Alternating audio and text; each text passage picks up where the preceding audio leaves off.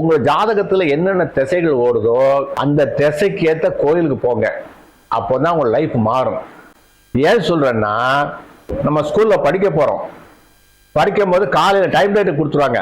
திங்கக்கிழமை time table போட்டிருப்பாங்க. காலைல 6 மணில 9ல இருந்து 10 வரைக்கும் சயின்ஸ் வாத்தியாரு, 10ல இருந்து 11 வரைக்கும் மேத்தமெட்டிக்ஸ் வாத்தியாரு, 12ல இருந்து 1 மணிக்கு இங்கிலீஷ் வாத்தியாரு.